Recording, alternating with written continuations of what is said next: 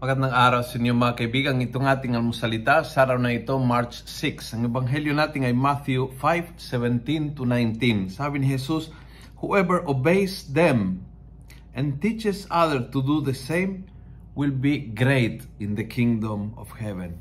So it's about hindi lang magbasa, kundi may sa katuparan ang batas. Ang batas at mga lituntuning ang turo ng banal na kasulatan sa ating.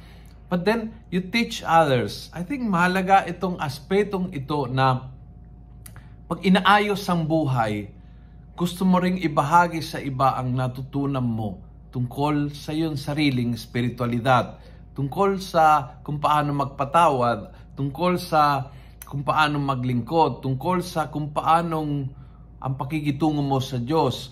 Kung may na-discover ka na mahalaga tungkol sa Diyos sa buhay mo, sa kanyang pinakaharian, kung talagang hinayaan mo na ang Diyos ay mag-hands-on sa buhay mo at mag-ayos ang buhay mo at magbigay ng lakas ng loob kapag mahina o nagbigay ng inspirasyon magpatawad kapag nahihirapan, kapag natukoy mo yan, kwento mo naman sa iba, share mo naman sa iba. Yun ang mahalaga sa pag-share ng ebanghelyo.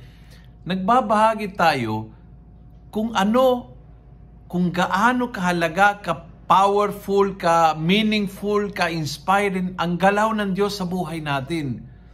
Yun ang sineshare po natin. Hindi po mga ideas, doktrina, hindi lang yung mga bagay na yan.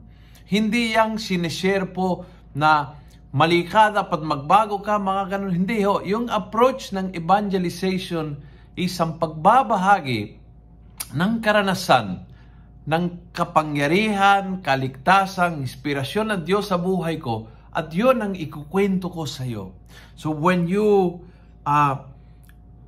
sabi ni Jesus, when you obey and teach others to obey, when you share that experience, you will be great sa mata ng Diyos.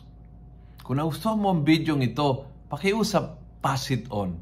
Isang click lang, isang share, isang group chat kung saan binabahagi mo araw-araw. And together, let's make the Word of God viral. God bless.